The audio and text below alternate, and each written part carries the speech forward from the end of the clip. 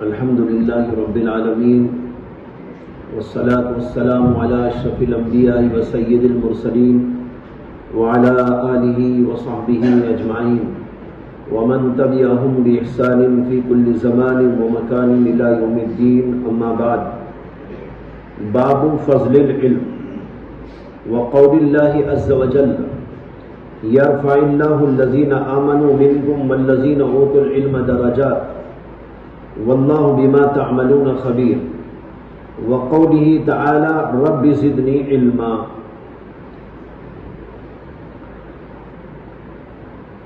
بہت سے نسخوں میں یہاں پر اسی طرح آیا ہے باب فضل العلم، لیکن بعض صحیح نسخوں کے اندر یہاں یہ باب نہیں ہے.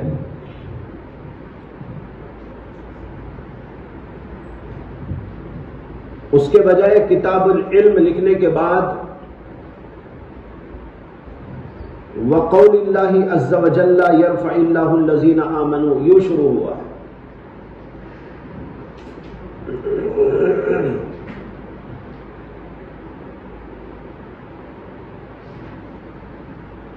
بعض علماء نے اسی کو صحیح قرار دیا ہے کہ یہاں باب نہیں ہونا چاہیے. وجہ یہ ہے کہ امام بخاری نے باب فضل العلم کے عنوان پر آگے چل کے خود باب قائم کیا ہے. آپ پڑھیں گے وہاں پر باب آئے گا باب فضل العلم. جب وہاں باب موجود ہے تو یہاں باب ہونے کا کوئی مطلب نہیں. دوسرے یہ اس وجہ سے کہ اس باب میں امام بخاری نے کوئی حدیث بھی بیان نہیں کی ہے، صرف 2 آیتیں لکھی ہیں. اس کے بعد دوسرا باب شروع ہو گیا باب من سئل. اگر یہاں کوئی مستقل باب ہوتا تو امام بخاری اس میں حدیث بھی بیان کرتے. تو ایک تو اس وجہ سے کہ فضل علم کا باب آگے آ رہا ہے، اس سے یہاں باب نہیں ہونا چاہیے. دوسرے اس وجہ سے کہ یہاں کوئی حدیث امام بخاری نے روایت ہی نہیں کی، اس لیے معلوم ہوتا ہے کہ یہاں کوئی باب نہیں ہے. اور تیسرے اس وجہ سے کہ امام بخاری کی عادت یہ ہے کہ جب وہ کوئی کتاب شروع کرتے ہیں تو اس کتاب کے شروع میں کوئی آیتیں ایسی لاتے ہیں جو اس کتاب سے متعلق ہوتی ہیں، اس کتاب سے متعلق ہوتی ہیں، اور پھر اس کے بعد ابواب قائم کرتے ہیں. اس اعتبار سے بھی یہاں پر باب نہیں ہونا چاہیے. کتاب العلم کے بعد اللہ کا قول، اس لیے کہ وہ علم سے متعلق ہے، اس کا ذکر آئے گا، پھر اس کے بعد باب شروع ہوگا.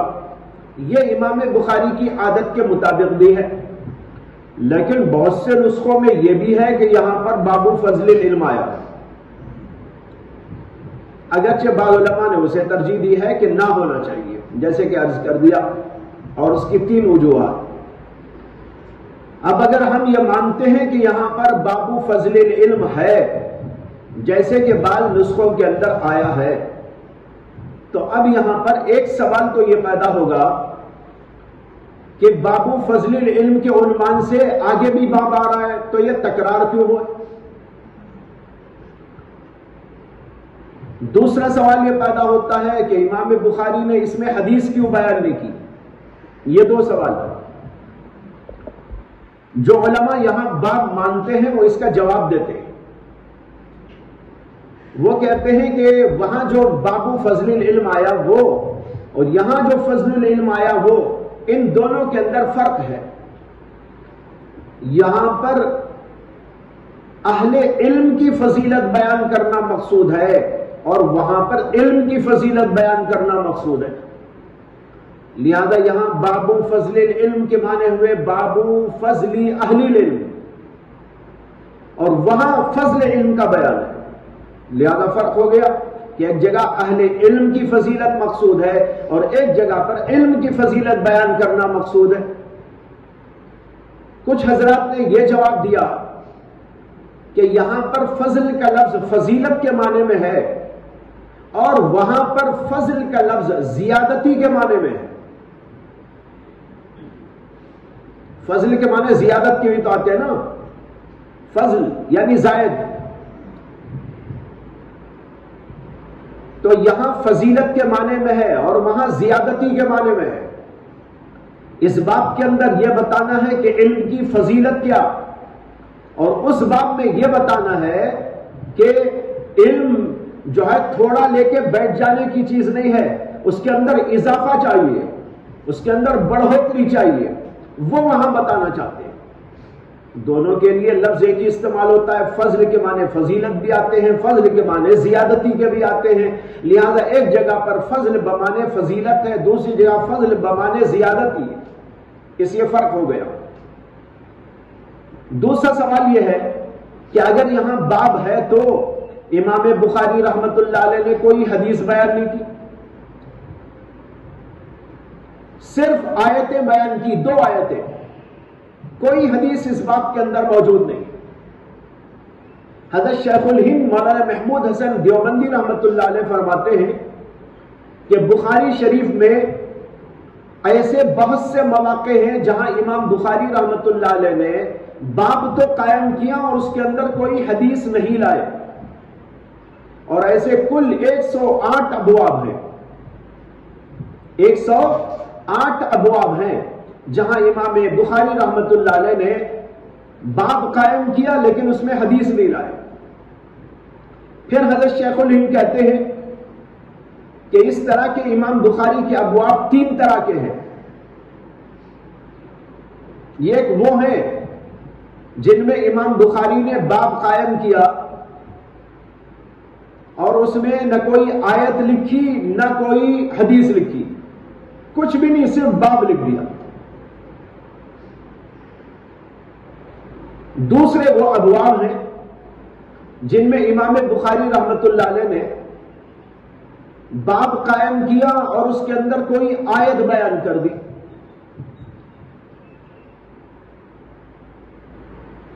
جیسے کہ یہاں پر بھی ہے.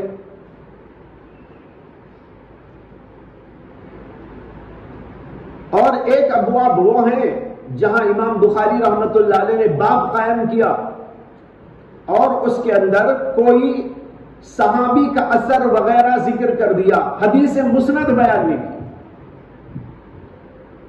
اس طرح کے کل ابواب 108 ابواب ہیں. حضرت شیخ الہند کہتے ہیں کہ امام بخاری رحمت اللہ علیہ بعض وقت آیت بیان کر کر خاموشی سے اس لیے آگے نکل جاتے ہیں کہ ان کے نزدیک اس باب سے متعلق کوئی صحیح حدیث ان کی شرط کے مطابق نہیں ہوتی. آیت تو موجود ہے لیکن کوئی ایسی حدیث جو ان کی شرط کے مطابق ہو وہ امام بخاری کے پاس نہیں ہوتی، اس لیے وہ کوئی حدیث ذکر نہیں کرتے. اور کہتے ہیں کہ یہ بھی وجہ ہو سکتی ہے کہ وہ تشخیص اذہان کے لیے ایسا کرتے ہو کہ تم خود تلاش کرو کہ اس کے اندر کون سی حدیث فٹ ہو سکتی ہے. میں نے آیت پیش کر دی، تم حدیث تلاش کرو اور اس کے اندر کوئی حدیث آ سکتی ہو تو ذہن میں لاؤ. یہ تشخیص اذہان کے لیے بھی ہو سکتا ہے. علامہ کرمانی رحمت اللہ علیہ نے شرح بخاری کے اندر لکھا ہے کہ امام بخاری نے ابواب قائم کیے اور اس کے اندر ترجمے قائم کیے اور آہستہ آہستہ اس کے مناسب جو احادیث تھی ان کو درج کرتے چلے گئے. انہوں نے پہلے ابواب قائم کر دیے، بعد میں سوچ سوچ کر ان کی شک کے مطابق جو جو حدیثیں مناسب ترجمہ تھی اس کو اس میں داخل کرتے چلے گئے. تو بعض وقت ایسا ہوا کہ امام بخاری رحمت اللہ علیہ کو کوئی ایسی چیز نہ ملی جو اس باب کے مناسب ہو حدیثوں میں سے. جب کوئی حدیث ان کے مناسب نہیں ملی تو وہ چھوڑ دیے باب اور کوئی حدیث وہاں درج نہیں کی. اب کیوں ان کو حدیث نہیں ملی؟ کہتے ہیں یا تو اس وجہ سے کہ ان کی شک کے مطابق کوئی حدیث ان کو نہیں ملی، جو ان کی شرط کے اوپر پوری اترتی ہو، یا اس کے علاوہ کوئی اور وجہ ہو سکتی ہے؟ علامہ کرمانی کا بیان آپ کے حاشیے پر بھی موجود ہے. انہوں نے کہا ان البخاری بوب الابواب وذکر التراجم وكان يلحق بالتدريج إليها الاحاديث المناسبة لها فلم يتفق له ان يلحق الى هذا الباب ونحوه شيئا منها اما لانه لم يثبت عنده حديث يناسبه بشرطه واما لامر اخر، یا کسی اور وجہ سے مناسب ان کے کوئی حدیث نہ ملی، اس وجہ سے ذکر نہیں کیا، یا اس وجہ سے ذکر نہیں کیا کہ کوئی اور وجہ پیش آ گئی. پھر انہوں نے اہل عراق کا یہ قول نقل کیا ہے کہ امام بخاری رحمت اللہ علیہ نے ترجمہ قائم کیا لیکن اس کے اندر کوئی حدیث ذکر نہیں کی. یہ انہوں نے قصداً کیا ہے تاکہ یہ بتا دیں کہ ان کے نزدیک اس باب سے متعلق کوئی حدیث ان کی شرط کے مطابق نہیں پائی جاتی. حافظ ابن حجر عسقلانی نے فتح الباری کے اندر بھی تقریباً ایسی ہی بات لکھی ہے کہ امام بخاری ترجمۃ الباب قائم کر کر احادیث کو نہیں ذکر کرتے، اس لیے کہ ان کی شرط کے مطابق کوئی حدیث پائی نہیں جاتی. اس سلسلے میں حدیثیں تو ہیں جو فضیلت علم پر دلالت کرنے والی ہیں، بہت سی حدیثیں، اور علماء نے تو مستقل کتابیں ہی لکھی ہیں. جیسے امام ابن عبد البر المالکی رحمت اللہ علیہ کی کتاب مشہور ہے بیان فضل العلم، مشہور و معروف ان کی کتاب ہے، 2 جلدوں کے اندر، بڑی شاندار احادیث کا ذخیرہ عظیم اس کے اندر موجود ہے. صحابہ کے اقوال موجود ہے، تابعین کے اقوال موجود ہے، ائمہ کرام کے اقوال و احوال اس کے اندر موجود ہیں، آداب علم بھی موجود ہے، طالب علمی کے آداب بھی موجود ہیں. بہت سارے علوم پر حاوی و عظیم الشان کتاب ہے. آپ لوگوں میں سے ہر ایک کے پاس ہونا چاہیے اور وقتاً فوقتاً پڑھتے رہنا چاہیے. میں بھی اس کو پڑھتا رہتا ہوں. اس کا نام ہے بیان فضل العلم و اہلہ، بیان فضل العلم و اہلہ. اس کے اندر بھی انہوں نے بہت سی حدیثیں لکھی ہیں. ایک حدیث تو یہ بہت معروف ہے، آپ نے بھی سنی ہوگی، من سلک طریقا یلتمس فیہ علما سہل اللہ لہ طریقا الی الجنہ. جو آدمی ایک راستے پر اس لیے چلتا ہے کہ اس سے علم حاصل کرے تو اللہ اس کے لیے جنت کا راستہ آسان کر دیتے ہیں. من سلک طریقا یلتمس فیہ علما سہل اللہ لہ طریقا الی الجنہ. یہ حدیث مسلم شریف کے اندر موجود ہے لیکن امام بخاری کی شرط کے مطابق نہیں ہے. صحیح ہے لیکن میں نے کہا نا پہلے بھی، صحیح ہونا الگ بات ہے، امام بخاری کی شرط پہ ہونا الگ بات ہے. امام بخاری کی کڑی شرط پر نہیں آئی جو اس کتاب کے لیے ان کی شرطیں ہیں، اس لیے امام بخاری نے اس حدیث کو درج نہیں کیا، حالانکہ صحیح حدیث ہے. اس کے علاوہ بھی بہت سی حدیثیں ہیں علم کی فضیلت پر. ایک حدیث میں اللہ کے رسول علیہ السلام نے ارشاد فرمایا کہ عالم کی فضیلت غیر اہل علم پر ایسی ہے جیسے میری فضیلت تمہارے میں سے ایک ادنا آدمی پر. اللہ اکبر. عالم کی فضیلت غیر عالم پر ایسی ہی ہے جیسے میری فضیلت تمہارے میں سے ایک ادنا آدمی پر. ایک ادنا آدمی کے مقابلے میں رسول اللہ کی جیسی فضیلت کہتے ہیں غیر عالم پر عالم کی یہی فضیلت ہے. تو ایسی بہت سی حدیثیں ہیں لیکن امام بخاری کی شرط کے مطابق نہیں تھی، اس لیے امام بخاری ان احادیث میں سے کوئی حدیث یہاں ذکر نہیں کر سکے. تو یہ اس کا جواب ہو گیا. اب دیکھیے کہ وہ 2 آیتیں جو امام بخاری نے پیش کی ہیں وہ کیا ہیں اور ان سے کیا ثابت ہوتا ہے. اللہ تعالیٰ کے یہ قول ذکر کیا یرفع اللہ الذین آمنوا منکم والذین اوتوا العلم درجات.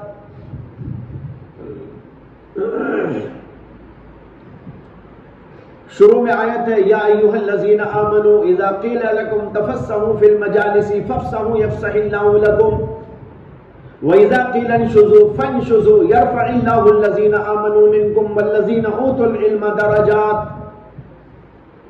جب تم سے کہا جائے کہ مجلس میں ذرا کشادگی کر دو تفسحوا، کشادگی کر دو، یعنی لوگ جمع ہو کے بیٹھے ہیں، مجلس ہے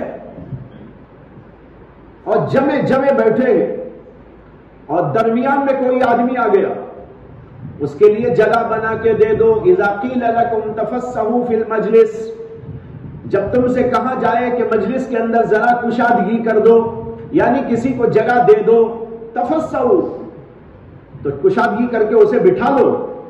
وَإِذَا قِيلَ انشُزُوا فَانشُزُوا، اور جب تم سے کہا جائے کہ ہٹ جاؤ تو ہٹ جاؤ. نتیجہ کیا ہوگا؟ يَرْفَعِ اللَّهُ الَّذِينَ آمَنُوا مِنكُمْ، اس کے نتیجے میں اللہ تبارک و تعالی تم میں سے اہل ایمان کو اور ان لوگوں کو اوت العلم، جن کو علم عطا کیا گیا ہے، ان کے درجات کو بلند کر دے. جو آدمی علم کے آداب کی رعایت کرتا ہے، علمی مجالس کی رعایت کرتا ہے، اس کے لیے اللہ کا یہ وعدہ ہے کہ ایمان والوں کے درجات اور اہل علم کے درجات کو اللہ بلند کر دیتے ہیں. اس آیت سے معلوم ہوا کہ ایمان والوں کے درجوں کو بھی اللہ بلند کرتے ہیں، اور خاص طور پر اہل علم. ایمان والے تو سب ہیں، لیکن ان میں سے جو اہل علم ہے، اوت العلم، جن کو علم عطا کیا گیا. اس لفظ میں ایک عجیب نکتہ ہے.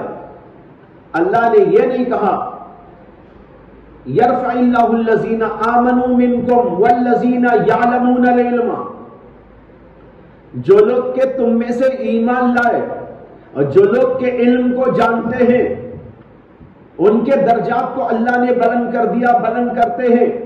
بلکہ کہا جو ایمان لائے تم میں سے، والذین اوتوا العلم، جن کو علم عطا کیا گیا. معلوم ہوا کہ علم تو اللہ کی طرف سے ایک عطا ہی عطا ہے. اللہ جس کو چاہتا ہے علم سے نوازتا ہے، ورنہ یہ کہنے کی ضرورت نہ تھی. اللہ نے اشارہ دیا، کسی عالم کو یہ نہیں سمجھنا چاہیے کہ میں ہوں بڑا، اس لیے کہ اللہ کی عطا ہے. اللہ اگر نہ دیتا تو عالم کہاں سے بن جاتا؟ اگر اللہ تجھے نہ نوازتا تو تیرے اندر یہ علم کہاں سے پیدا ہو جاتا؟ اس لیے تیرے اندر تو یہ بات ہونی چاہیے، ڈینگے نہیں مارنا چاہیے، اپنی بڑائی نہیں کرنی چاہیے. اپنے آپ کو یہ سمجھنا ہے کہ اللہ کی عطا ہے، اللہ کی طرف سے ایک انعام ہے جو مجھ کو عطا کیا گیا ہے. تو بہرحال کہتے ہیں کہ ان کا علم، جن کو علم دیا گیا، ان کے درجات کو اللہ بلند کرتے ہیں. معلوم ہوا کہ اہل علم کا درجہ بہت بلند ہے. اسی لیے میں نے کہا تھا ایک جواب کہ یہاں فضیلت اہل علم مراد ہے، علم کی فضیلت نہیں ہے. کس کی ہے؟ اہل علم کی فضیلت مراد ہے. اور وہاں آگے جو باب آئے گا وہاں فضیلت علم مراد ہے، اور یہاں پر فضیلت اہل علم مراد ہے. اس لیے کہ اس آیت کریمہ کے اندر علم کے درجات کا بیان نہیں ہے، اہل علم کے درجات کی بلندی کا بیان ہے. اللہ نے اہل علم کے درجات کو بہت بلند کیا ہے، دنیاوی اعتبار سے بھی اور پھر آخرت کے اعتبار سے تو کیا کہنا. امام محمد رحمت اللہ علیہ کے بارے میں لکھا ہے کہ امام محمد کے انتقال کے بعد کسی شخص نے ان کے قریبی لوگوں میں سے ان کو خواب میں دیکھا اور پوچھا کہ اللہ نے آپ کے ساتھ کیا معاملہ کیا. امام محمد رحمت اللہ علیہ نے کہا کہ جب مجھے اللہ کے سامنے پیش کیا گیا، اللہ تعالیٰ نے کہا کہ اے محمد. میں نے کہا لبیک. اللہ نے کہا اگر تجھے مجھے بخشنا نہ ہوتا تو تجھے علم نہ دیتا. اگر مجھے تجھے بخشنا نہ ہوتا تو تجھے علم نہ دیتا. علم دینے کا مقصد ہی یہ ہے کہ تجھ کو میں بخشنا چاہتا ہوں. اور وہ حدیث تو آپ نے پڑھی ہوگی، بخاری میں بھی موجود ہے. اللہ کے نبی علیہ السلام نے فرمایا من یرید اللہ بہ خیرا یفقہہ فی الدین، جس سے اللہ بھلائی کا ارادہ کر لیتے ہیں اسے دین کا تفقہ، دین کی سمجھ عطا کر دیتے ہیں. تو معلوم ہوا اہل علم کے درجے کو اللہ نے بہت بلند کیا ہے. اللہ ان کے ساتھ خیر چاہتے ہیں، اللہ نے ان کے ساتھ بھلائی کا ارادہ کر رکھا ہے. اس لیے اہل علم اونچے درجات پر فائز. دوسری آیت کریمہ ہے رب زدنی علما. یہ نبی اکرم صلی اللہ علیہ وسلم کو کہا گیا تھا قر، اے نبی بولیے، دعا کیجئے، اللہ کے سامنے ہاتھ پسار کر یوں عرض کیجئے ربی، اے میرے پروردگار، زدنی علما، میرے علم کے اندر اضافہ کر دے۔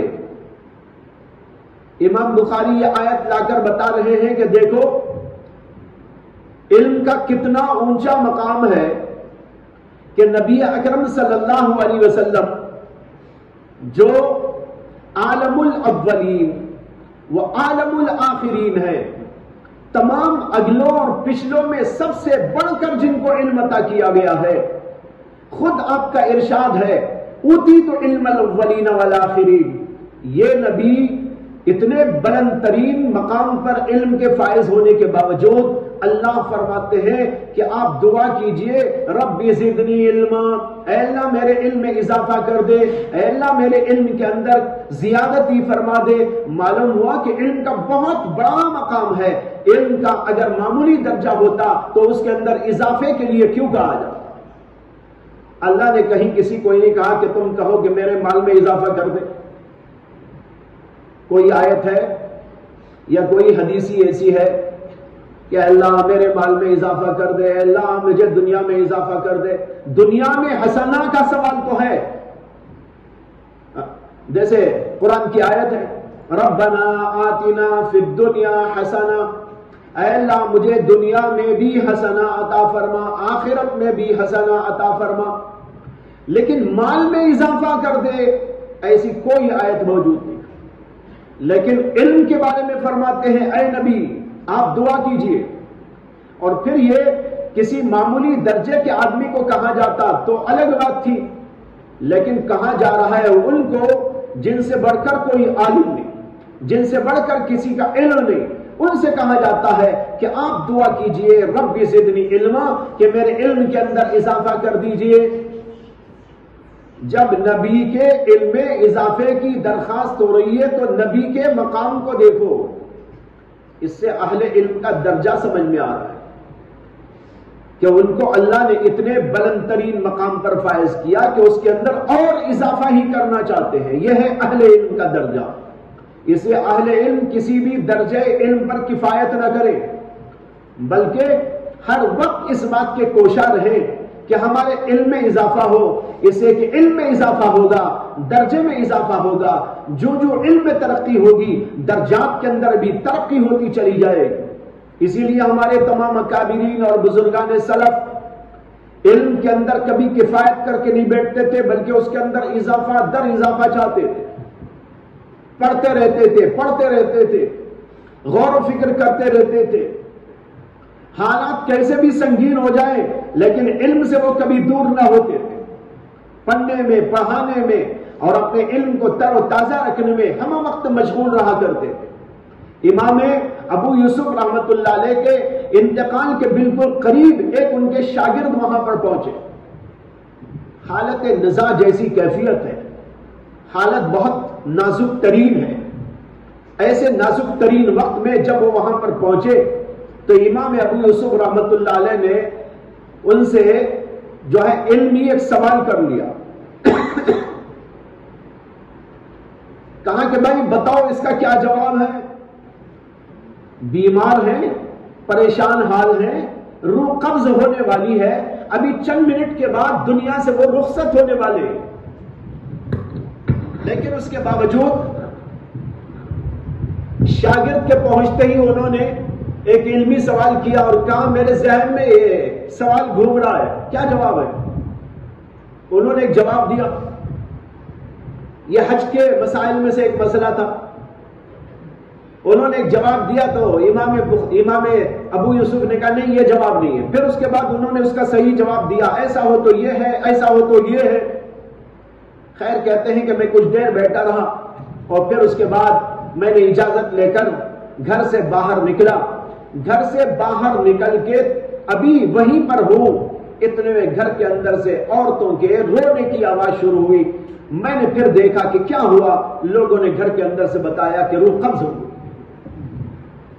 روح قبض ہونے کے چند ہی منٹ پہلے دماغ چل رہا ہے تو کہاں چل رہا ہے؟ علم کے سلسلے میں چل رہا ہے، مسائل کی دریافت میں چل رہا ہے اور اس کے حل کرنے میں چل رہا ہے۔ علامہ انور شاہ کشمیری رحمت اللہ علیہ آخری دور کے اندر بہت بیمار ہو گئے۔ ڈاکٹروں نے ان سے کہہ دیا کہ آپ کو کتاب نہیں دیکھنی چاہیے، پڑھنے سے بولنے سے احتراز کرنا چاہیے۔ علامہ انور شاہ کشمیری رحمت اللہ علیہ کہنے لگے یہ تو میرے سے ہونے کا نہیں کہ میں بغیر پڑھے رہ جاؤں۔ ڈاکٹروں نے کہا کہ اگر آپ ایسا نہیں کریں گے تو پھر آپ کے لیے بہت پریشانی ہو جائے گی۔ انہوں نے کہا پریشانی کیوں ہوگی؟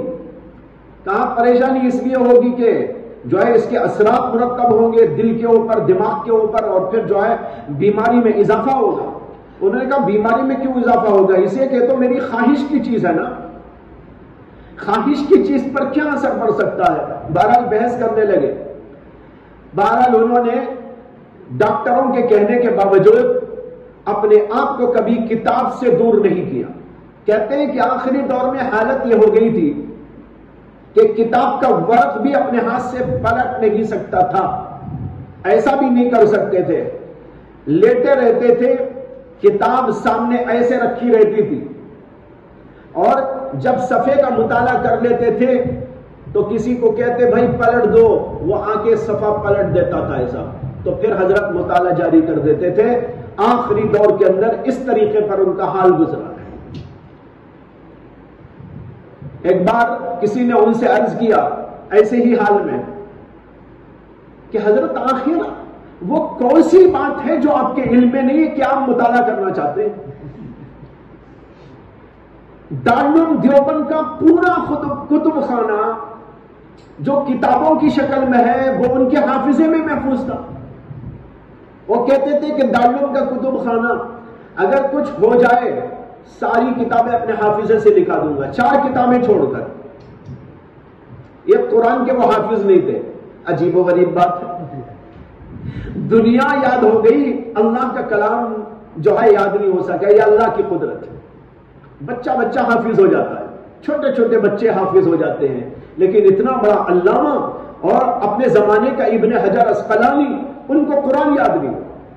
کہتے تھے ایک قرآن مجھ کو یاد نہیں ہوا، دوسرے بخاری شریف پوری یاد نہیں ہوئی، اور تیسرے مثنوی شریف یاد نہیں ہوئی، اور ایک ہدایہ یاد نہیں۔ ایک قرآن کریم، ایک حدیث کی کتاب، ایک فقہ کی کتاب، ایک تصوف کی کتاب، یہ 4 کتابیں چھوڑ کر دنیا کی کوئی بھی کتاب جو نظر سے کبھی گزر گئی ان کے حافظے میں محفوظ ہو گئی۔ ایک دفعہ یہ واقعہ پیش آیا کہ دارالعلوم دیوبند سے ایک سوال کرنے والوں نے سوال کیا، دارالعلوم دیوبند سے جواب گیا۔ جواب وہ جب گیا تو دارالعلوم دیوبند کے کچھ مخالفین جو تھے، ایسے کوئی مفتی صاحب تھے، تو وہ مفتی صاحب نے دارالعلوم دیوبند کے فتوے کو غلط قرار دیا اور کہا کہ یہ فتویٰ بالکل غلط ہے۔ پھر انہوں نے اس غلط ہونے کو ثابت کرنے کے لیے ایک دوسری کتاب کا حوالہ دیا، فتاوی حامدیہ کا، اور اس کے اندر سے ایک عبارت صفحے کے ساتھ میں نقل کی اور حوالہ لکھ کر کہا کہ اس عبارت میں جو مسئلہ لکھا ہے دارالعلوم دیوبند کا فتویٰ اس کے بالکل خلاف ہے۔ جب یہ انہوں نے کہا تو وہاں سے لوگوں نے پھر دارالعلوم کو بھیجا کہ یہاں پر اس طرح کی بحث ہو رہی ہے کہ آپ کا جو فتویٰ ہے وہ فتاوی حامدیہ کے فتوے کے بالکل خلاف ہے، اس کے اندر یہ عبارت ہے اور عبارت بالکل واضح طور پر بتا رہی ہے کہ دارالعلوم کا فتویٰ غلط ہے۔ جب دارالعلوم کے مفتیوں کے سامنے وہ فتویٰ گیا تو وہ پریشان ہو گئے، ارے ہاں بھائی ہمارا فتویٰ اس کے بالکل خلاف ہے۔ اب فتاوی حامدیہ کسی کے پاس تھی نہیں، وہاں عام طور پر ملتی بھی نہیں، اب بھی کم ہی ملتی ہے۔ اب لوگ جو ہے دارالعلوم دیوبند کے پریشان ہوئے کہ ہمارا فتویٰ ہم نے جو دیا ہے کتابوں سے وہ تو ٹھیک ہے، لیکن فتاوی حامدیہ جو ایک معتبر ترین کتاب ہے فقہ احناف کی، اس میں یہ مسئلہ دوسرے انداز سے لکھا ہے اور ہمارے فتوے کے خلاف ہے، آخر اس کا کیا جواب؟ پھر سارے مفتیان کرام نے مل کر مشورہ کیا کہ اس کے حل کے لیے حضرت علامہ انور شاہ کشمیری کی خدمت میں جائے۔ چنانچہ ان کے گھر گئے، حضرت اس وقت استنجا خانہ جا کر واپس آئے تھے، ابھی وضو وغیرہ نہیں کیا تھا۔ یہ لوگ اسی وقت پہنچے تو حضرت نے پوچھا کیا بات ہے؟ کہا کہ حضرت ایسا ایسا قصہ ہے کہ یہاں سے ایک فتویٰ گیا تھا، لیکن ایک اور مفتی صاحب نے فتاوی حمیدیہ کے حوالے سے یہ بتایا ہے کہ ہمارا فتویٰ اس کی عبارت کے خلاف ہے، یہاں یہ کتاب موجود نہیں ہے اور ہم اس سے رجوع کر کے کچھ کریں یہ سمجھ میں نہیں آ رہا ہے، اس لیے آپ کے پاس آئے ہیں کہ آپ اس کا کچھ بتائیں۔ تو چونکہ حضرت وضو نہیں کیے تھے تو حضرت نے کہا کہ میرے سامنے ایسا رکھو، فتویٰ کیا ہے وہ؟ تو لوگوں نے ایسا رکھا، حضرت نے وہیں کھڑے کھڑے پڑھ لیا اسے۔ پڑھنے کے بعد میں کہا اس عبارت میں بیچ کی ایک سطر غائب کر دی گئی ہے۔ کہنے لگے یہ عبارت جو نقل کی ہے فتاوی حمیدیہ کی، اس میں سے ایک سطر بیچ کی غائب کر دی گئی ہے، وہ سطر یہاں لگا دی جائے تو دارالعلوم کا فتویٰ اور یہ فتویٰ بالکل ٹھیک ہو جائے، کوئی تضاد نہیں ہے اس کے اندر۔ لوگوں نے کہا کہ حضرت وہ کہاں ملے گی؟ ارے ہماری کتب خانے میں ہے۔ حضرت نے کہا دارالعلوم کے کتب خانے میں ہے۔ پھر کہا جاؤ فلاں دائیں بائیں وہ جو بھی اس کا آتا پتا ہو سکتا تھا وہ پتہ بتایا اور کہا کہ وہاں فلاں جو بیچ کی وہ کتابیں ہیں اس کے اندر اتنی کتابوں کے نیچے وہ کتاب رکھی ہوئی ہے، یہ تک حافظے میں محفوظ تھا، اور کہا کہ وہ فلاں نمبر کے صفحے پر یہ عبارت موجود ہے اور یہ پوری عبارت اتنی سطر کی ہے، بیچ میں سے کچھ غائب کر دینے سے ایسا ہوا ہے۔ اب دارالعلوم کے مفتیان وہاں پر گئے اور جا کر وہ رکھ کر پورا تلاش کر کے نکالا تو واقعی وہ پرانا ایک نسخہ ملا، اس کے اندر اس کو کھول کے دیکھا تو واقعی بڑی خوشی ہوئی کہ دارالعلوم کے فتوے کے عین مطابق وہ پوری عبارت تھی، اور کسی متعصب مفتی نے دارالعلوم کے خلاف اچھالنے کے لیے اس کو دارالعلوم کے خلاف بنا کر پیش کرنے کی کوشش کی۔ اندازہ کرو کہ اللہ نے ان کو کتنا علم دیا تھا۔ بتایا رہا تھا کہ اتنا سب کچھ ہونے کے باوجود پڑھتے رہتے تھے۔ تو ایک دفعہ مولانا شبیر احمد عثمانی رحمت اللہ علیہ نے ان سے کہا کہ حضرت آخر کون سی وہ بات ہے جو آپ کی نظر سے نہیں گزری کہ آج آپ مطالعہ کرنا چاہتے ہیں؟ تو انہوں نے کہا بھائی کیا کروں بغیر اس کے تسلی نہیں ہوتی، پڑھتے رہتے تھے۔ اللہ اکبر۔ آج ہم لوگوں کا حال یہ ہے کہ اد کچے ہونے کے باوجود، جاہل ہونے کے باوجود، اجہل ہونے کے باوجود علم اور مطالعے سے کوئی رغبت نہیں، کوئی شوق نہیں، مطالعے کے لیے کوئی وقت نکالنے کی کوشش نہیں، حالانکہ طالب علم اور عالم کو تو دن رات مطالعے میں لگ جانا چاہیے۔ بہرحال یہ ہے آیت کریمہ ربی زدنی علما، اللہ کے نبی علیہ السلام کو علم دیا گیا بلند ترین، پھر بھی آپ کو کہا جا رہا ہے کہ آپ اللہ سے مانگیے کہ میرے علم کے اندر اضافہ کر دیجئے۔ پڑھو اگلا باب۔ بسم اللہ الرحمن الرحیم، الحمد للہ رب العالمین والصلاة والسلام على سید الانبیاء والمرسلین وعلى آلہ وصحبہ اجمعین، اما بعد، وبالسند المتصل منا الى الشیخ الامام الہمام الحافظ الحجة امیر المؤمنین فی الحدیث ابی عبد اللہ محمد بن اسماعیل بن ابراہیم بن المغیرة بن بغدسبة الجعفی البخاری رحمہ اللہ تعالی انہ قال باب من سئل علما وهو مشتغل في حديثه فأتم الحديث ثم أجاب السائل. وبه قال حدثنا محمد بن سنان قال حدثنا فليح قال وحدثني إبراهيم بن المنذر قال حدثنا محمد بن فليح قال حدثنا أبي قال حدثني هلال بن علي عن عطاء بن يسار عن أبي هريرة رضي الله عنه قال بينما النبي صلى الله عليه وسلم في مجلس يحدث القوم جاءه أعرابي فقال متى الساعة؟ فمضى رسول الله صلى الله عليه وسلم يحدث فقال بعض القوم سمع ما قال فكره ما قال، وقال بعضهم بل لم يسمع حتى إذا قضى حديثه قال أين أراه السائل عن الساعة؟ قال ها أنا يا رسول الله قال فإذا ضيعت الأمانة فانتظر الساعة. فقال كيف إضاعتها؟ قال إذا وسد الأمر إلى غير أهله فانتظر الساعة. باب من سئل علما وهو مشتغل في حديثه فأتم الحديث ثم أجاب السائل. علم کے ابواب شروع ہو گئے. اس باب میں یہ ترجمہ قائم کیا ہے من سئل علما، جس آدمی سے کوئی علمی مسئلہ پوچھا جائے وَهُوَ مُشْتَغِلٌ فِي حَدِيثِهِ، جبکہ وہ اپنی بات چیت میں مشغول ہو. ایک مفتی صاحب سے، ایک عالم صاحب سے سوال کیا گیا، علمی سوال اس وقت میں کیا گیا جبکہ وہ مفتی کسی اپنی گفتگو میں مشغول ہے. فَأَتَمَّ الْحَدِيث، تو مفتی نے اپنی بات چیت مکمل کی. ثم اجاب السائل، پھر اس کے بعد سائل کے سوال کا جواب دیا. ایسا کرنا درست ہے کہ نہیں ہے؟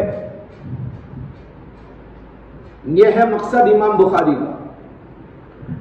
مطلب یہ ہے کہ ایک آدمی سوال کرنے آیا ہے، سوال کر رہا ہے، لیکن اس وقت میں مفتی صاحب کسی کام میں مشغول ہیں، عالم صاحب کسی بات چیت کے اندر مشغول ہیں.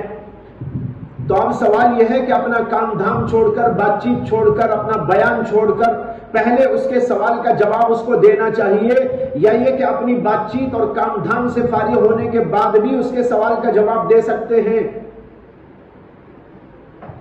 امام بخاری نے باب قائم کر کے بتانا چاہا ہے کہ اگر ایسا موقع آئے تو بعد بھی سوال کا جواب دیا جا سکتا ہے. کوئی ضروری نہیں ہے کہ اپنی بات چیت چھوڑ دے، اپنا کام دھام چھوڑ کر اس کا جواب دے، بلکہ اسی وقت دینے کے بجائے بعد بھی دینے کی گنجائش موجود ہے. شراح نے یہ سوال قائم کیا ہے کہ امام بخاری کا اس باب سے مقصد کیا ہے. بعض علماء کہتے ہیں کہ امام بخاری کا مقصد یہ ہے کہ ایک حدیث کے اندر جو آتا ہے، بہت سی حدیثوں میں آتا ہے کہ کتمان علم گناہ کی بات ہے. کتمان علم گناہ کی بات ہے. وہ گناہ کی جو بات ہے وہ اس کے اوپر صادق نہیں آتی کہ اگر کوئی آدمی مفتی سے ایسے وقت میں سوال کیا جبکہ مفتی کسی کام میں مشغول تھا اور اس نے فوری طور پر اس کا جواب نہیں دیا بلکہ کچھ دیر کے بعد میں جواب دیا، تو یہ کتمان علم کی وعید کے اندر داخل نہیں، بلکہ اس کی گنجائش موجود ہے کہ بعد بھی جواب دیا جا سکتا ہے. یہ رائے ہے حضرت شاہ ولی اللہ محدث دہلوی رحمت اللہ علیہ. بعض علماء کہتے ہیں کہ امام بخاری بتانا چاہتے ہیں کہ سوال کرنے والے اور جواب دینے کے والے کے حالات یکساں نہیں ہوتے. اس کے حالات بھی بہت سے ہوتے ہیں، اس کے حالات بھی بہت سے ہوتے ہیں. کچھ حالات ایسے ہیں جس میں فوری طور پر جواب کی ضرورت ہوتی ہے، لیکن بعض حالات ایسے بھی ہوتے ہیں کہ اس کے اندر فوری جواب کی ضرورت نہیں ہوتی، تاخیر سے جواب دینے کی بھی گنجائش ہوتی ہے. مثال کے طور پر ایک پوچھنے والا مفتی صاحب کے پاس آیا اور اس نے ایک سوال کیا. وہ سوال اب کی کوئی ضرورت نہیں ہے. مثال کے طور پر اس نے پوچھا کہ میرے پاس مال کچھ نہیں ہے، حج کے لیے مجھے جانے کی تو ابھی سہولت نہیں ہے، میرا ارادہ ہے مال مل جاؤں تو حج کو جاؤں، حج کے جانے کا ذرا طریقہ بتا دیجیے. اب مفتی صاحب پر ضروری نہیں کہ اس کو ابھی جواب دیں، اسے کہ اب تو نہیں جا رہا ہوگا، وہ مالدار بھی نہیں ہے، خود بول رہا ہے کہ مجھے اب جانا نہیں ہے، مال مل جائے گا تو تب جانے کا ارادہ ہے، ذرا اس کا طریقہ بتا دیجئے. مفتی صاحب کہیں گے مال ملنے کے بعد آؤ سکھا دیتا ہوں. جب جانے کا ارادہ کر لو، ٹکٹ بک ہو جائے، ذرا آنا میں تم کو سکھا دوں گا، احرام کیسے باندھتے ہیں، وہاں جانے کے بعد کیا کیا کرنا چاہیے، طواف کیسا کرنا چاہیے وغیرہ تفصیل میں اس وقت تم کو بتا دوں گا. تو دیکھو اس صورت کے اندر جواب علی الفور ضروری نہیں. لیکن ایک آدمی آ کر بول رہا ہے کہ میں ابھی نکلنے والا ہوں، ذرا مجھے طواف کا طریقہ بتا دو. اب ظاہر بات ہے اس کے لیے تو اسی وقت جواب دینا ضروری ہے. اگر اب جواب نہیں دیں گے تو اس کو تو نکلنا ہے، ابھی دیر نہیں کر سکتے. تو حالات کے تابع ہے سوال و جواب. کبھی فوری ضرورت ہوتی ہے اور کبھی فوری ضرورت نہیں ہوتی. مشغولی بھی رہے، فوری ضرورت ہو تو اپنی اس ضرورت کو چھوڑ کر، اپنی مشغولیت کو چھوڑ کر مفتی کو چاہیے کہ جواب دے. لیکن فوری ضرورت نہیں ہے تو بعد بھی جواب دیا جا سکتا ہے.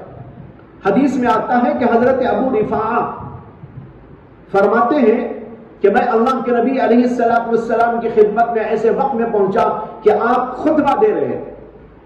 میں نے جا کر عرض کیا آپ کے سامنے کھڑے ہو کر کہ ایک آدمی آپ کی خدمت میں آیا ہے اور وہ آپ سے سوال کرنا چاہتا ہے جو اپنے دین کے بارے میں جانتا نہیں، آپ اس کے بارے میں ذرا بتا دیجئے. مسلم شریف کی یہ حدیث ہے. ابو رفاعہ کہتے ہیں کہ اللہ کے نبی نے اپنا خطبہ چھوڑ دیا اور تشریف لائے اور ایک کرسی پر بیٹھے. وہ کرسی لوہے کی تھی. اس کے اوپر بیٹھ کر اللہ کے نبی نے ارکان اسلام سمجھائے، یعنی عقائد کو سمجھایا، اور پھر اس کے بعد آپ تشریف لے گئے. فَأَتَمَّ الْخُطْبَةَ، اس کے بعد جا کر اپنے خطبے کی تکمیل فرمائی. یہ مسلم شریف میں حدیث ہے. اب دیکھو یہاں جو سوال تھا وہ بڑا نازک تھا، وہ دین کے مسائل کا تھا، یعنی عقائد کا تھا. اب ایمان کا سوال، عقائد کا سوال اتنا اہم ضروری کہ اس کے بغیر اگر آدمی اب مر جائے تو معلوم نہیں کیا حشر ہو اس کا. اللہ کے نبی نے خطبہ بھی چھوڑ دیا اور آ کر اس کو سمجھایا اور پھر اس کے بعد جا کر خطبے کی تکمیل فرمائی. لیکن ایسے بھی مواقع ہیں جیسے یہاں پر ہے کہ اللہ کے نبی کو سوال کیا گیا لیکن آپ نے فوری جواب نہیں دیا بلکہ اسے کیئر ہی نہیں کیا. کچھ دیر کے بعد بات چیت اور اپنے کاموں سے مشغول فارغ ہونے کے بعد یہ پوچھا بھائی وہ سوال کرنے والا کون ہے. پھر اس کا جواب اللہ کے نبی علیہ السلام نے دیا، اس لیے کہ اس سوال کا جواب فوری طور پر مطلوب نہیں تھا. بلکہ یہ بھی عرض کر دوں کہ بعض اوقات ایسا بھی ہوتا ہے کہ سوال کا جواب دینا ہی ضروری نہیں ہوتا، فضول سوال ہوتا ہے. فضول سوال کا جواب دینا عالم کی ذمہ داری نہیں. مثلا کوئی پوچھنے لگے کہ آدم علیہ السلام دنیا میں جب تشریف لائے تو سب سے پہلے کیا کھائے. ایک صاحب نے میرے سے سوال کیا تھا اس لیے یاد آ گیا. ایک زمانے میں یہاں ایک اخبار نکلتا تھا عروج ہند کے نام سے، جو پاسبان چلاتے ہیں نا وہی وہ نکالتے تھے پہلے. تو اس کے اندر میرا ایک کالم چلتا تھا سوال و جواب کا. لوگ سوالات کرتے تھے، میں اس میں جواب دیتا تھا. تو اس وقت ایک صاحب نے یہ سوال کیا تھا میرے سے کہ آدم علیہ السلام کو جب اللہ نے دنیا میں اتارا تو سب سے پہلے وہ کیا کھائے. میں نے لکھا تھا مجھے معلوم نہیں ہے.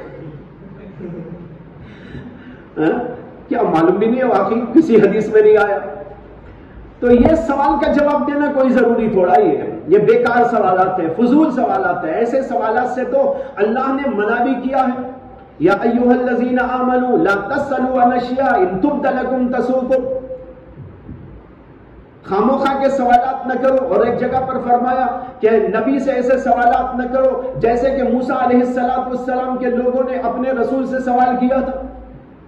کما سئل موسیٰ من قبل، جیسے موسیٰ سے پہلے سوالات کیے گئے تھے ویسے رسول اللہ صلی اللہ علیہ وسلم سے تم لوگ سوالات نہ کرو.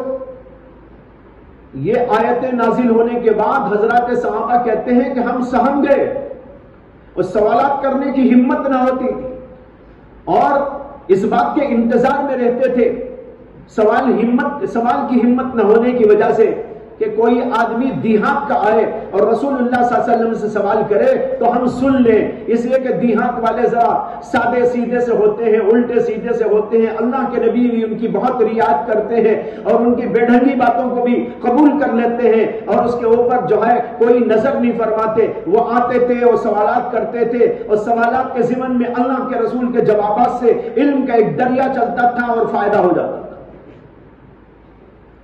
تو بے ڈھنگے سوالات کا جواب ضروری نہیں، غلط سوالات کا جواب ضروری نہیں اور فضول سوالات کا جواب ضروری نہیں. جو ضرورت کا سوال ہے وہ کیا جائے تو اس کا جواب دینا مفتی کی ذمہ داری ہے، لیکن مفتی اس ذمہ داری کو سنبھالنے میں اس بات کا مختار ہے کہ وہ یہ فیصلہ کرے کہ اب ہی جواب دینا ضروری ہے یا بعد بھی اس کا جواب دیا جا سکتا ہے۔ جو جواب فوری طور پر دینا ہو فوری طور پر دے، جو بعد میں دینے کا ہے وہ بعد بھی دیا جا سکتا ہے۔ مثلا ایک آدمی کی نماز ٹوٹ گئی مسجد میں، وہیں پر ایک آدمی نے مفتی صاحب کو پکڑ لیا اور کہا ایسا ایسا ہو گیا، کیا مسئلہ ہے؟ وہ اگر کہیں شام میں آ جاؤ، عصر کے بعد میں دفتر میں بیٹھتا ہوں، ہو سکتا بھائی؟ ارے اس کی تو نماز فاسد ہو گئی، ابھی پڑھنا ہے اسے فجر یا ظہر، وہ عصر تک انتظار کرے مسئلہ پوچھنے کا تو کہاں جائے گا؟ نہیں، وہ مفتی کو چاہیے اسی وقت اس کا جواب دے، اب یہاں کوئی عذر اور ٹال مٹول نہ کرے۔ لیکن اگر سوال ایسا ہے جس کا جواب بعد دیا جا سکتا ہے، ایک لطیفہ، 2 لطیفے یاد آ گیا جو میرے ہی ساتھ پیش آئے۔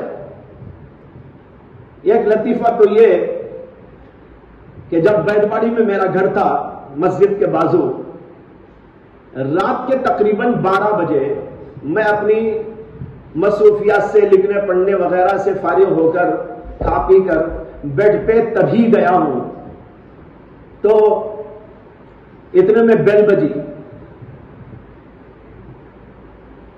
تو میں نے اپنے بھائی سے کہا کہ بھائی کوئی آئے ہیں ذرا دیکھ لینا، تو وہ آ کر بولے کہ ایک خان صاحب جو ہیں، وہ خان صاحب تھے وہاں، تو خان صاحب آئے ہیں۔ میں نے کہا دیکھو ابھی تو میں بیڈ پہ پڑا ہوں، ان سے تم ہی پوچھ لینا کیا پوچھنا ہے، میں بتا دوں گا، تم جواب دے دینا۔ تو وہ گئے پوچھنے کے لیے، کیا ہے؟ یہ واقعہ ہے، کوئی کہانی ویسی بناوٹی نہیں جی، واقعہ پیش آیا تھا۔ تو اس پر وہ صاحب خان صاحب کہنے لگے ایک مسئلہ پوچھنے آیا ہوں، مسئلہ یہ ہے کہ چوہا ملا ہے کیا کروں؟ چوہا ملا ہے کیا کروں؟ اب مجھے بھی ذرا ویسی ہوئی طبیعت، تو میں نے کہا ان سے کہو تل کے کھا لو۔ یہ بھی کیا سوال ہے، عجیب و غریب۔ اب اس سوال کا جواب دینا مفتی پر کیا ضروری ہے؟ ظاہر بات ہے بے ڈھنگا سوال ہے، ساری دنیا جانتی ہے، اس کو پوچھنے کا کوئی مطلب اور مفہوم نہیں ہے۔ دوسرا لطیفہ یہ ہے کہ ایک بار ایسے ہی رات میں 11-12 بجے کے درمیان فون آیا، میں اٹھایا تو ایک صاحب نے سلام کیا، وعلیکم السلام، کیا بات ہے، کون؟ فلاں، مجھے ایک بات پوچھنا تھا آپ سے۔ جی کیا بات ہے؟ کہاں؟ خواب کی تعبیر پوچھنا، رات کے 12 بجے خواب کی تعبیر۔ تو میں نے ان سے مزاحاً کہا کہیں خواب ہی میں تو بات نہیں کر رہے آپ؟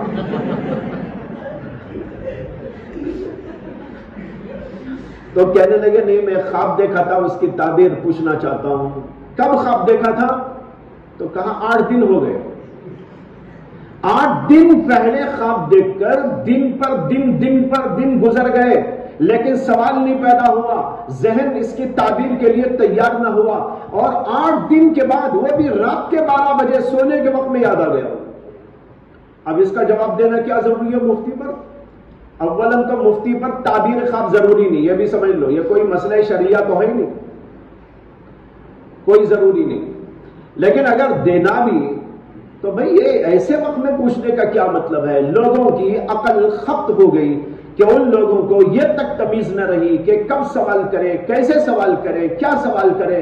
یہ بھی ایک مستقل علم ہے، اسی لیے تو یہ بھی آتا ہے کہ اللہ کے نبی علیہ السلام نے فرمایا السوال نصف العلم، سوال کرنا خود آدھا علم ہے، اس میں بھی عقل چاہیے، بصیرت چاہیے، کیا سوال کروں، کیسا سوال کروں، کس انداز سے سوال کروں، یہ بھی ایک علم ہوتا ہے، تب جا کر آدمی صحیح جواب لینے کے قابل بنتا ہے۔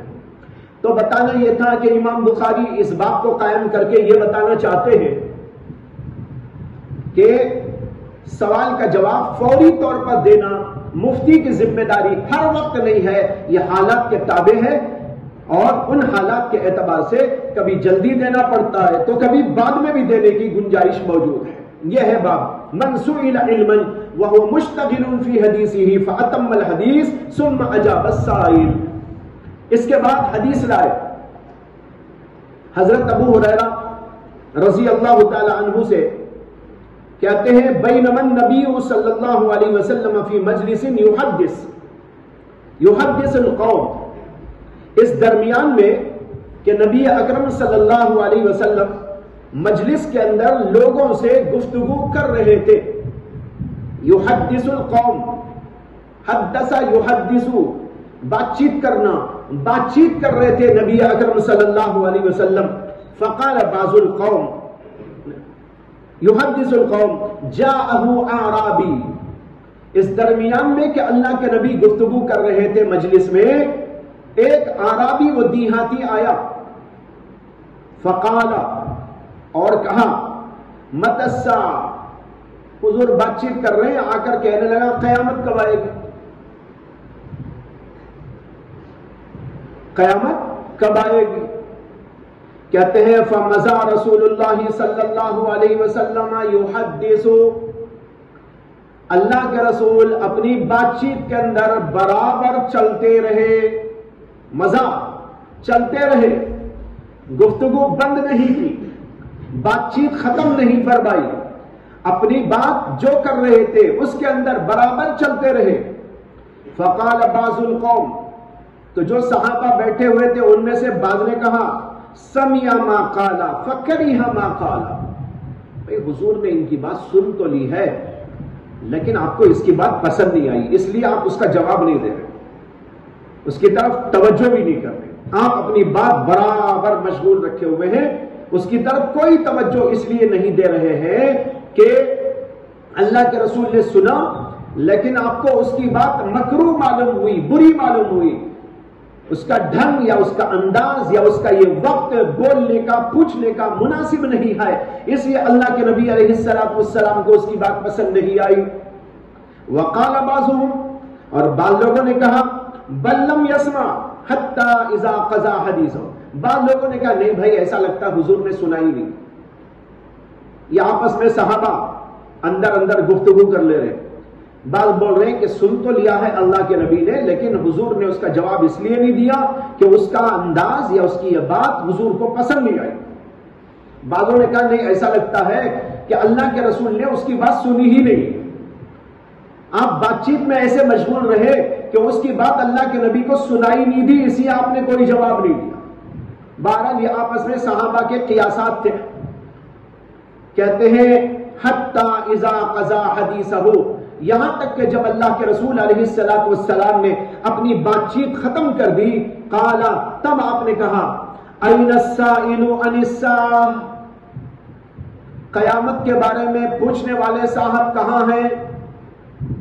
این السائل عن الساعہ، یہ بیچ میں اراہو آیا ہے، یہ راوی کے الفاظ ہیں. بعض علماء کہتے ہیں کہ یہ محمد ابن فلیح کے الفاظ ہیں. وہ کہتے ہیں کہ مجھے ایسا خیال ہے کہ روایت جو میرے استاد نے سنائی تو انہوں نے کہا کہ حضور اقدس صلی اللہ علیہ وسلم نے یوں کہا تھا این السائل عن الساعہ، یہ اراہو بیچ میں، میرا خیال ہے کہ آپ نے یہ کہا. کیا ان کو کچھ شک ہو گیا، لیکن بعض دوسرے راویوں کی روایت بغیر شک کے یہ آئی ہے کہ اس کے اندر انہوں نے کہا، اللہ کے نبی نے کہا این السائل عن الساعہ، قیامت کے بارے میں پوچھنے والے صاحب کہاں؟ قال، وہ آدمی کہنے لگا ہاں انا یا رسول اللہ، جی میں ہوں اے اللہ کے رسول، جی میں ہوں. یہ ہاں ہے نا، یہاں تنبیہ کا ہے، حرف تنبیہ، جی میں ہوں، جیسے ہمارے یہاں بولتے جی، ایسے عربی میں ہاں جی میں ہوں یا رسول اللہ. قال، اللہ کے رسول نے کہا فَإِذَا زُيِّئَتِ الْأَمَانَةُ فَانْتَظِرِ السَّاعَةَ، اس کے سوال کا جواب دیا. سوال کیا تھا؟ متی الساعہ، قیامت کب آئے گی؟ اللہ کے رسول نے کہا اِذَا زُيِّئَتِ الْأَمَانَةُ فَانْتَظِرِ السَّاعَةَ، جب امانتوں کو ضائع کیا جانے لگے تو قیامت کا انتظار کر. سوال تو تھا قیامت کب آئے گی، اللہ کے رسول نے اس کا جواب نہیں دیا بلکہ قیامت کی ایک علامت بیان فرمائی. سوال یہ پیدا ہوتا ہے کہ سوال کا جواب مطابق سوال نہیں، لیکن بات دراصل یہ ہے کہ بعض وقت لوگ ایسے سوالات کرتے ہیں کہ اس سوال کی حاجت نہیں ہوتی، ایک دوسرے سوال کی حاجت ہوتی ہے۔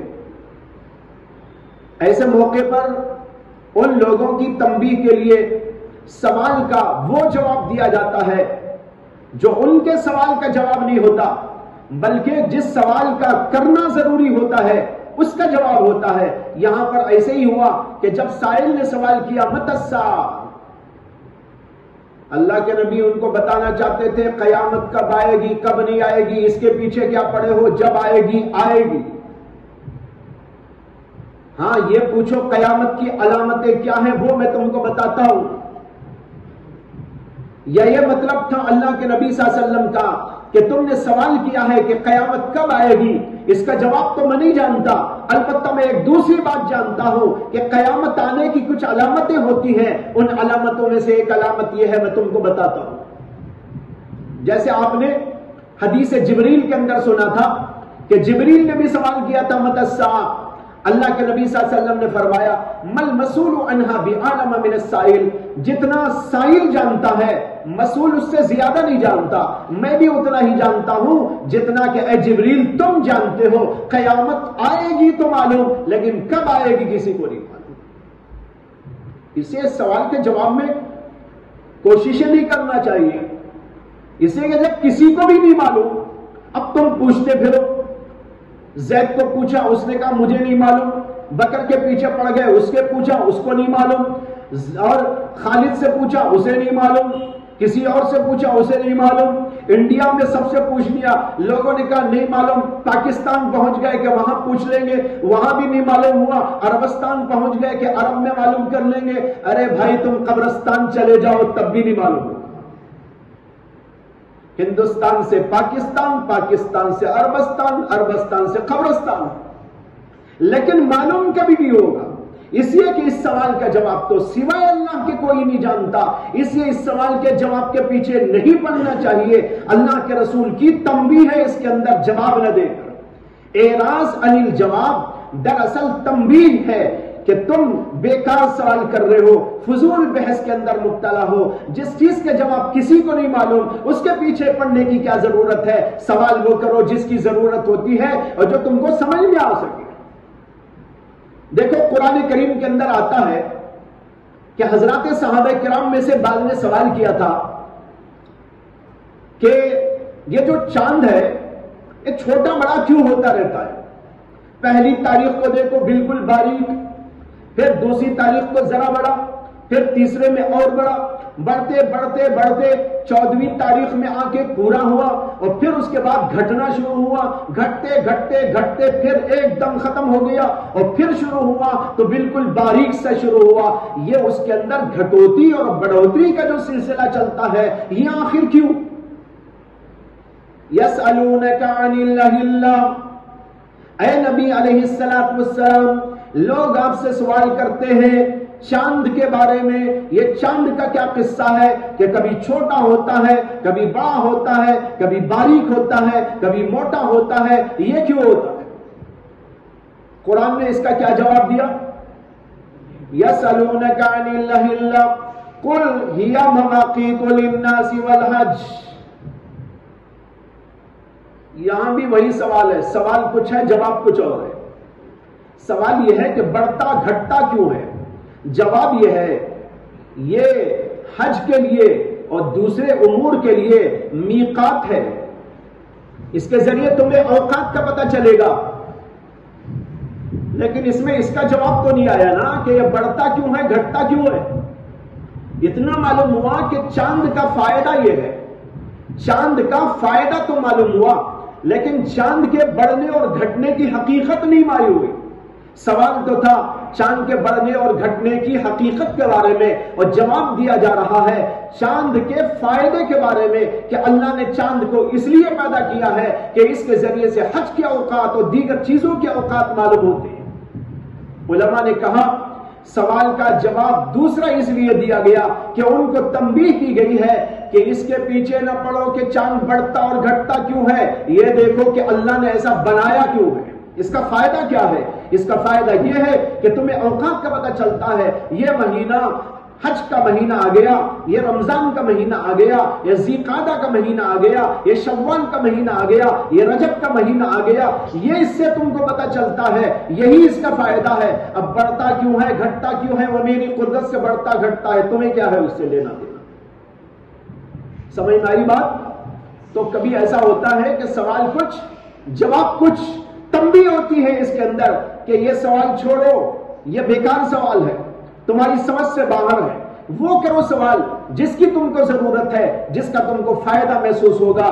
اسی طریقے پر اللہ کے نبی علیہ السلام سے سوال ہوا، متی الساعہ، آپ نے کہا یہ کیا پوچھتے ہو، یہ پوچھو کہ اس کی علامت کیا ہے، میں تم کو علامت بتاتا ہوں۔ ایک علامت قیامت کی ہے، اذا ضیعت الامانہ، جب امانت کو ضائع کیا جانے لگے، قیامت کا انتظار کرو، اب نہیں تو تب آ جائے گی۔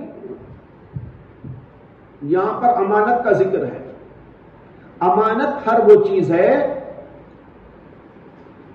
جو کسی کی ذمہ داری میں دی جائے، چاہے مال ہو، چاہے عہدہ ہو، کوئی منصب ہو یا اور کوئی چیز۔ امانت میں یہ سب چیزیں داخل۔ بادشاہ کو بادشاہت ملی، یہ امانت ہے۔ مدرس کو مدرسی ملی، یہ امانت ہے۔ محتمم کو اہتمام ملا، یہ امانت ہے۔ امام کو امامت ملی، یہ امانت ہے۔ مدرس تدریس کرتا ہے، یہ امانت ہے۔ کسی کے پاس مال رکھا گیا، یہ امانت ہے۔ باپ بن گیا، باپ بننا امانت ہے۔ ماں بن گئی، یہ ایک امانت ہے۔ اسی طریقے پر جتنی چیزیں ہیں جو کسی کی ذمہ داری میں آتی ہے وہ امانت ہے۔ اور پھر ان امانتوں کا پاس و لحاظ، ان امانتوں کی ادائیگی کا اہتمام ضروری۔ جو اس کی ڈیوٹی ہے اس کو انجام دے، جس کام کے لیے اس کو مقرر کیا گیا ہے اس کو پورے طور پر انجام دیتا رہے۔ کسی کا مال کسی کے پاس میں رکھا ہے، اس کو بھی امانت کہا جاتا ہے، اس لیے کہ اس کی حفاظت کرنا اس کی ذمہ داری، اور جس کی وہ چیز ہے اسے پہنچانا ضروری ہے۔ اسی طریقے پر یہ تمام عہدے، تمام مناصب و تمام کے تمام وہ امور جس سے کوئی ذمہ داری پیدا ہوتی ہے، یہ سب کے سب چیزیں شریعت کی نگاہ کے اندر امانت کہلاتی ہے۔ حتیٰ کہ باپ بننا بھی امانت ہے، ماں بننا بھی امانت ہے۔ باپ بن گیا، اس کے ذمہ آتا ہے اپنے بچوں کی تربیت، اپنے بچوں کی کفالت۔ ماں کی ذمہ داری ہوتی ہے اپنے بچوں کی تربیت و کفالت، یہ ان کی ذمہ داری میں آ گیا۔ لہذا باپ پن امانت ہے، ماں پن امانت ہے۔ اتنا وسیع ترین اس کا مفہوم ہے۔ یہ اس لیے میں نے عرض کر دیا کہ عام طور پر لفظ امانت جب ہم استعمال کرتے ہیں تو ہمارے ذہنوں کے اندر صرف اتنا آتا ہے کہ ایک آدمی نے میرے پاس میں 500، 1000، 2000، لاکھ، 2 لاکھ روپے لا کے امانت رکھے، بس یہ امانت، یہ بھی امانت ہے۔ امانت کے علاوہ امامت امانت ہے، خطابت امانت ہے، اہتمام امانت ہے، تدریس امانت ہے، ماں ہونا امانت ہے، باپ ہونا امانت ہے، بادشاہ ہونا امانت ہے، چیف منسٹر ہونا امانت ہے، ایم ایل اے ہونا امانت ہے، ایم ایل سی ہونا امانت ہے۔ یہ تمام کے تمام جو بھی عہدے ہیں یہ سب کے سب امانت ہے، اور اس کو پورے طور پر انجام دینا، اس کے ذمہ داریوں کو پورا کرنا، یہ امانت کی ادائیگی۔ اگر یہ ضائع ہونے لگے، اذا ضیعت الامانہ، اب اس کی تشریح میں اگر میں یوں کہوں، باپ نے باپ پن کو ادا نہ کیا، ماں نے ماں پن کو ادا نہ کیا، مدرس نے مدرس پن کو ادا نہ کیا، محتمم نے محتمم پن کو ادا نہ کیا، بادشاہ نے بادشاہت کو صحیح رخ پہ نہیں ڈالا، ایم ایل سی نے اپنے عہدے کو پورے طور پر ادا نہیں کیا، چیف منسٹر نے اپنی چیف منسٹری کے عہدے کو ٹھیک طور پر انجام نہیں دیا، یہ ہو گئی امانت کا ضائع۔ آج ہو رہا ہے کہ نہیں ہو رہا ہے؟ دینی عہدوں میں کم، لیکن دنیاوی عہدوں میں تو سب کچھ ہو رہا ہے۔ رشوت خوری ہے، رشوت خوری کی گرم بازاری ہے اور الٹا ہو رہا ہے، سیدھا ہو رہا ہے، نہ اس کے اندر انصاف ہے، نہ اس کے اندر لوگوں کا لحاظ ہے، نہ ہمدردی ہے، نہ غمخواری ہے، لوگوں کی ضروریات کو پورا کیا جا رہا ہے، اور اس پوری کے پوری سیاست مال کے لوٹنے میں اور لوگوں کے حقوق کو ہڑپ کرنے میں اور ظلم اور زیادتی میں انصاف کو پامال کرنے میں لگی ہوئی ہے۔ تو دنیا کے اندر آپ دیکھتے جا رہے ہیں کہ جب یہ صورتحال پیدا ہو گئی، اب قیامت آنے کے آثار شروع ہو چکے ہیں۔ اس کے علاوہ امام نے اگر اپنی امامت کے فرائض ٹھیک طور پر انجام نہیں دیے، وہ بھی اس میں داخل ہے۔ مدرس نے اپنی مدرسی کے فرائض کو ٹھیک طور پر انجام نہیں دیے، وہ بھی اس کے اندر داخل ہے۔ یہ سارے جتنے عہدے ہو، دینی عہدے، دنیاوی عہدے اور اسی طریقے پر سیاسی عہدے، ملی عہدے، جماعتیں، تحریکیں، ان کی ذمہ داریاں، یہ سب کے سب امانت تھی، امانت ہے۔ ان کے اندر جب خیانت ہونے لگتی ہے اور ان امور کو، ان ذمہ داریوں کو ٹھیک طور پر انجام نہیں دیا جاتا، سمجھو کہ قیامت قریب آتی چلی گئی۔ فانتظر الساعہ، یہ فرمایا ہے اللہ کے رسول صلی اللہ علیہ وسلم نے۔ اس حدیث کی یہ تشریح جو میں نے عرض کی ذہنوں میں رکھو، یہ اس کی وسیع ترین تفہیم اور وسیع ترین تشریح ہے، محدود نہیں ہے۔ اس کو اس طرح وسیع ذہن کے ساتھ سمجھنے کی کوشش کرنی چاہیے۔ اس کے بعد آتا ہے فقالا، اس آدمی نے کہا کیف اذاعتها، اے اللہ کے رسول آپ نے جو کہا امانت ضائع کی جائے گی تو قیامت آئے گی، یہ امانت کا ضائع کرنا کیا ہے؟ اس آدمی کو سمجھ میں نہیں آیا کہ امانت ضائع کرنے کا مطلب کیا۔ اللہ کے رسول صلی اللہ علیہ وسلم نے فرمایا اذا وسد الامر الى غیر اہلہ فانتظر الساعہ، بہت گہری بات ہے۔